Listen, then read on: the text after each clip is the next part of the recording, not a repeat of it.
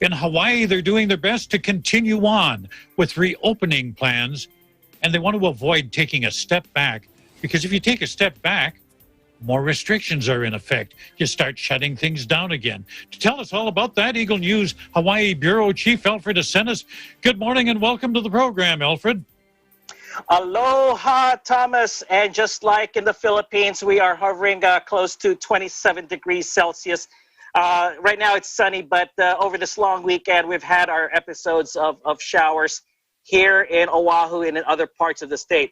And noted that your prime minister, offered some precaution about traveling. Nevertheless, look what I got for you, Thomas. I know you know what this is. So this is a chance. Put it in your mind, as an opportunity for a respite, maybe in the new year, huh?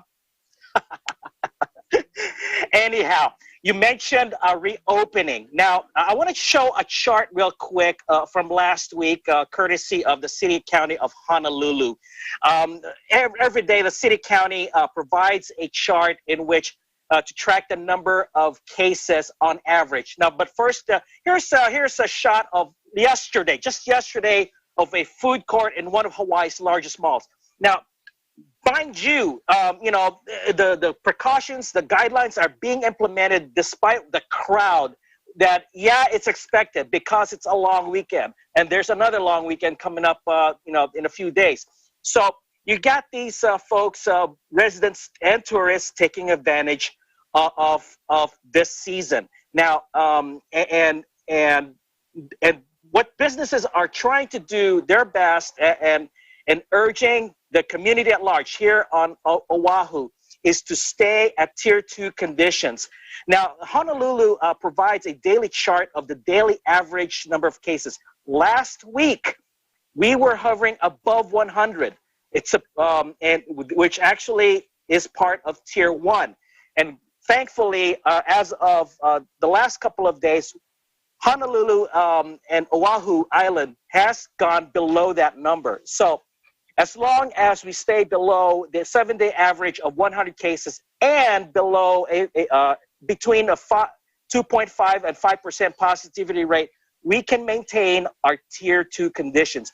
Otherwise, if this keeps going for the next couple of weeks, then the mayor will have to make a hard decision to go back to Tier 1, which, like you said, will involve closing, especially establishments like this, gymnasiums. I know you like to work out, Thomas, so that'll be a frustration for you. Now, and that's what we're trying to do. Now, keeping in mind, the numbers that we get are not the actual day of the reporting. There's a couple of days delay. So how the number of cases turn out over this weekend, we'll probably see in early this week, Thomas. Now, I do have also just an update on the vaccination here in Hawaii. We started last week, and there's about, as of the 24th, I believe, 9,000 vaccinations administered, according to state officials.